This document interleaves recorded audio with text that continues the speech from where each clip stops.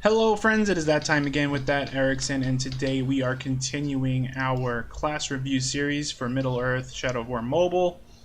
We are looking at the range champions today, and the range champions were pretty lacking up until last week, up until last month I should say. We were given the addition of Arwen and Legolas. And before that, we only had Celebrimbor and Gorvin. Now, the range class is somebody, the DPS classes are always going to be important. And I've covered in other videos where having two frontline, two backline style is probably good. Any more than that might be a little scary. But let's just jump right into it, guys. Celebrimbor, who I've been using, one of my main damage dealers here. As you can see, his affiliations are Wraith, Free Peoples, and Elf. So obviously he's going to combine well with a lot of Free Peoples. There's not a lot of Wraith combinations just yet, and there are limited Elf combinations, but they're out there. So with regards to his affiliations, they're not the strongest. But let's go ahead and take a look at his skills. So we start with Explosive Shot, where he deals damage to an enemy, and if that target is burning, the arrow is going to detonate, dealing bonus damage to nearby enemies and stunning them for 2 seconds. Now, there's not a lot of burning, but I really wish I had Gandalf the Grey, because obviously his active skill is going to do burning damage, and that will also go well with his Ringmaker ability, which I'll cover here in a second.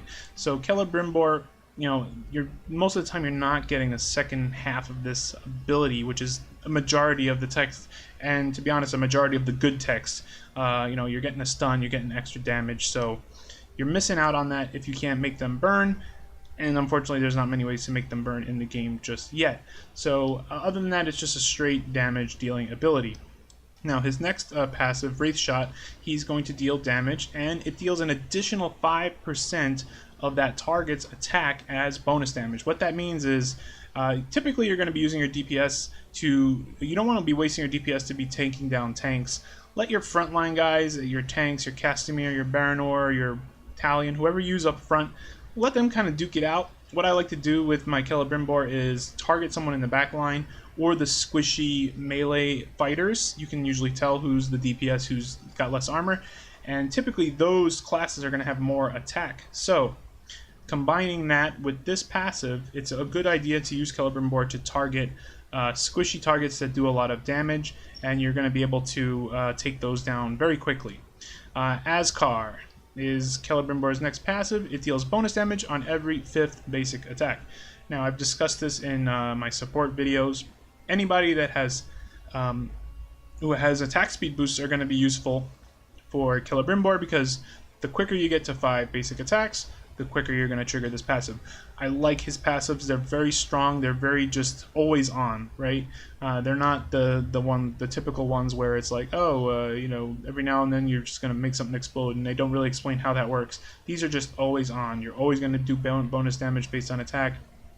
Every 5th attack, like clockwork, you're going to get bonus damage. So his passives are very strong. His last tier 7 passive is Ringmaker, where he increases the attack and ability power of all ring bearer allies by 160. Now this is a lot, and obviously it's going to pair well with his buddy Talion, who's a ring bearer. So that's going to work well.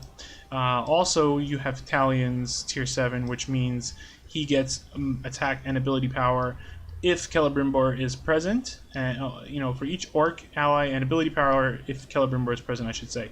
So obviously right here off the bat, I am thinking like a Talion, Ratbag, and Celebrimbor as 3 people, because Ratbag is an orc. You're going to get some attack for Ratbag. Then you're going to call your orc. I still haven't known if that triggers it or not. If you know, please let me know in the comments below. Like, when you summon an orc, does that trigger his its ability power? I don't his attack most, I don't know. But obviously that's 3 people right off the bat. That's pretty good. If you add in maybe like a tank, or even maybe you can add in Castamere for a healer if you think you can make it without a tank, and then you're going to get the resolve, where you can get speed boost on people, remove debuffs. It's going to be pretty strong. So I like right off the bat in my head Celebrimbor, Talion, Ratbag as your 3 people, and then the filler spot is up to you. That's just something I kind of am thinking about. But yeah, Celebrimbor, very strong. if you can maybe find a way to fit in Gandalf. I think if you did like Celebrimbor, Gandalf, Ratbag, it would be a little too squishy, but maybe I'm wrong. That seems like it would be a really strong team. You're just a DPS machine. There's so much damage going out. And Tally can get squishy if you do his runes properly. So obviously for his runes, you're going to want to avoid picking these like defensive ones.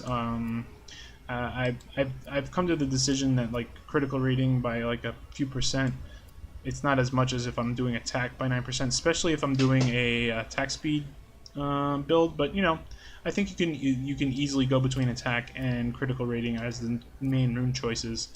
Same here, you have a choice between attack accuracy, critical rating, and armor pen. These ability power, he's not doing too many abilities. I prefer to stick with the constant damage ones of these sides. I haven't really figured out which one is better. Maybe that's something I'll do in the future. But anyway, Celebrimbor, he's pretty good. He's not very farmable. You can only get him through you know, the packages that come through every now and then. So that being said, he's tough to get. For example, I've had him at this 3-star level. What you buy him at, since I got him, it's a little tough to get him up. Now, someone like Gorvin, on the other hand, he is farmable. He has a couple farming nodes, which I haven't unlocked yet, but at least you can farm him when you get there. So let's take a look at Gorvin. Gorvin is really limited on the old affiliations. Just Adventurer, which, to be completely honest, I don't even recall any interaction with Adventurer. So it's not that great. Dwarf doesn't have a lot of interactions. I haven't been super impressed with Gorvin. Unfortunately, you have to have him for some events, especially like the Arwen event that's going on right now, where you're only allowed to use ranged. And like most of us, we only have 2 ranged characters. It's really difficult to complete that and getting 2 shards a day. But let's go ahead and take a look at Gorvin's abilities anyway. Whirling axes, he quickly throws a certain amount of axes, dealing damage with each axe, and the damage is increased with each additional attack. So obviously, more attack, this is going to cause more damage. Throwing multiple axes, which will increase depending on the level of the skill. So it's like a, you know, your typical DPS single target, whap, whap, whap, whap, whap, whap, whap, knock somebody down. Pretty cool. I like the animation. He does do a lot of damage. I don't have much interest in him because he doesn't have much synergy. Now, Crippling Strike, he deals damage to all enemies between him and an enemy target, wounding them for 3 seconds. Now, you guys know I love positional characters that let you play the game instead of just auto-attacking. Positioning is pretty key here, so you can position pretty well and trigger this passive. And be reminded that Wounded is the target is dealt 5% of its max health in damage and 25% reduced movement speed. Okay, his next skill is Honed Axes, where Gorvin gains 78 attack for every 5% missing health. And obviously this is going to increase with ability. So basically, as he takes more damage and is closer to death, he's getting crazy. So, you know, this is pretty cool. 5% missing health, that means, you know, at its worst, you're going to trigger this a lot of times. And you know, sometimes we're at those stages where we're just trying to push progression, or you're just trying to push through the story mode. This can come in handy. You know, you're down to your last guy, it's just Gorvin, oh god, no, so little hit points, and then, you know, this skill would definitely come into play. So it's not a bad passive. I like that one, and I like the positional one. So, you know, so far I actually like Gorvin. I just really haven't leveled him up for you know, I guess it's aesthetics. I just don't like the way he looks, and I'm not really fond of his affiliations are very limited. Huntmaster, he increases the armor penetration of all dwarf allies by 30, and obviously there's not many dwarves. I don't own Gimli, so it really hasn't been much need for me to level up Gorvin. That being said, I think as the game progresses and more people come out, Gorvin might be a pretty fun ranged character if in the right team. So obviously you're going to want to fit him in with anybody that has dwarf synergies. So it's pretty cool. You can maybe fit him in with someone like we're going to cover next, our next ranged character, which is Legolas. I'm pretty sure he has a trigger off of dwarves. Yep. So let's go over Legolas. Let's max him out here because I don't own him. Level 80 Elven Salvo. Legolas fires arrows in rapid succession, dealing 5,313 damage to a random enemy in target area with each shot. And it deals additional damage to suppressed enemies. So Obviously, this is going to work well with someone like Galadriel who has suppression, and she's an elf as well, I believe. So that's pretty good synergy right there. I'm really digging that. So, for example, you have Galadriel here, and she's going to increase the ability power of all elf allies. So there's already a pretty good combo there. Then you can run 2 dwarves. So maybe something like Galadriel, Legolas, Corbin, and Gimli, and you got yourself a pretty beefy team, I think, that does a lot of damage. But yeah, let's continue with Legolas. He's pretty good. I did not pull him. He's not farmable at the moment other than packs, so it's my suggestion is if you're not a whale, don't go crazy on getting these packs, because yeah, you'll unlock him at 4 stars, but that's where he'll probably stay for the next, I don't know, 6 months. So, you know, that's up to you. But yes, let's continue. Elven Salvo. Next is Greenleaf's Arrow. He's dealing damage to a nearby enemy and knocks them back. Like I said, I'm not always the biggest fan of knockbacks, and if you're going to combine him with one of his suggested synergies, you're going to not want to knock back people out of Galadriel's AoE, so that's not so impressive. And his Elven Salvo is actually random. As it says here, it deals damage to a random enemy in the target area, so you might spread out your damage around a bunch of things and not hit exactly who you want, which is not the best thing for a damage dealer. Mirkwood Bow. He gains attack with each basic attack, stacking up to 5 times, and the bonus is lost if he takes any damage. So, you know, 5 attacks, you're going to get there pretty fast. So it's not the most amazing passive in the world, especially in later stages. They seem to jump on the back line a lot, so you're gonna take some damage. But in the end, it's probably just most likely going to be always on. You're gonna have yourself, you know, 90-something attack added on at a given time. Pretty cool. I don't know if it's the greatest thing in the world, but it's not bad. Sylvan Pride is his tier 7 passive, where, like I said, he gives attack to dwarf allies. So yeah, you're gonna combine him with someone like a Corbin, Gimli, and maybe even Torvin, if that's your thing. His affiliations are pretty good. You have Elf, Free People, and Warrior, so you know there's a lot of Free People Warrior triggers.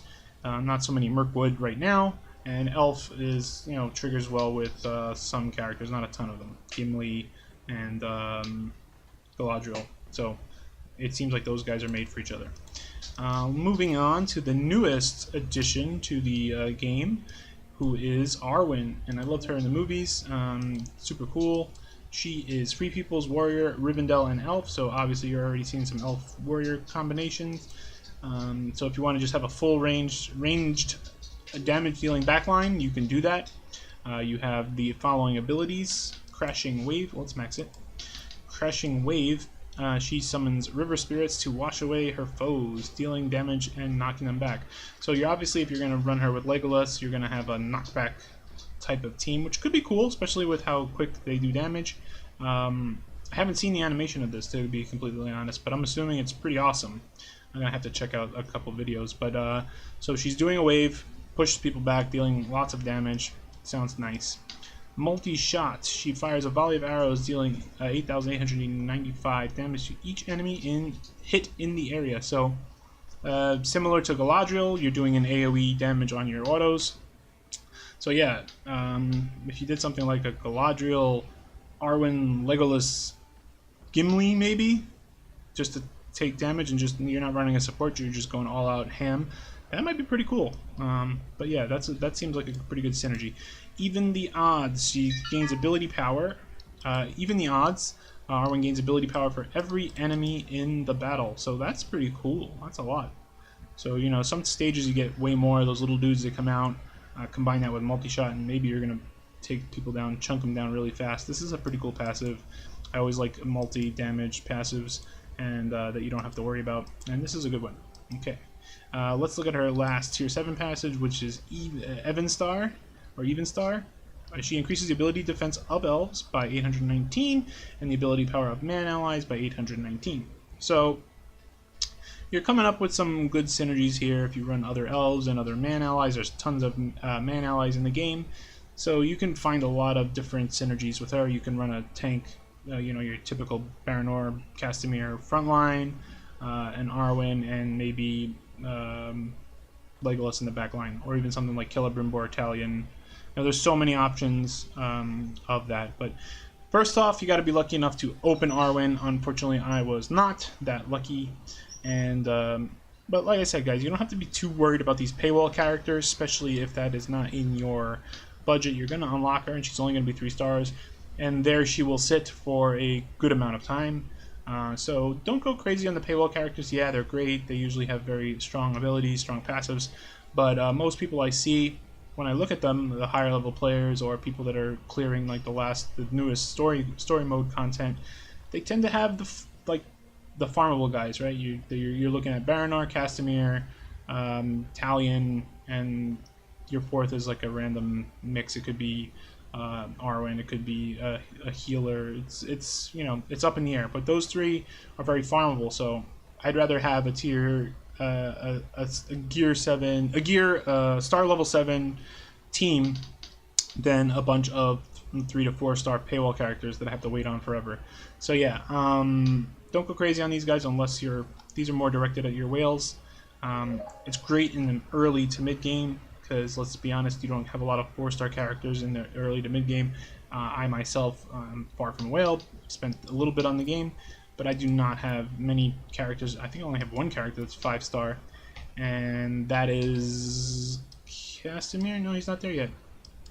There's only 4 stars. So, for example, they're great at this stage of the game, right? You unlock one of these guys, 4 stars, great, yes. But if you, it's going to help you really push through the mid stages of the game. But when you get to the late game, and you're pumping up your guys to get them to 6 and 7 stars, those 3 to 4 star paywall characters are going to be like, they're not feeling so great right now because the stat bump from going from like 1 star to the next is huge. It costs a lot, but it's huge. You get tons of stat points for going up a star node. So you're really not going to be able to compare 3-star or 4-star paywall character against a 7-star Italian or Castamere, for example, who is farmable. So that's it, guys. That was our review of the range class. What do you guys think? How do you feel about the 2 new characters? I love the 2 new characters, but personally, it kind of stinks that they're not farmable and we're still just stuck with 2 ranged characters. And I like to shove these ranged-only warlords down our throats right now. So yeah, let me know down in the comments section below what you guys think of the new 2 ranged characters. Have you been playing with any of the other ranged characters that are in the game right now? I know a lot of people have Celebrimbor because he was a pretty good deal when they first started. So that's it, guys. As always, this has been That Erickson, and until next time, take care, friends.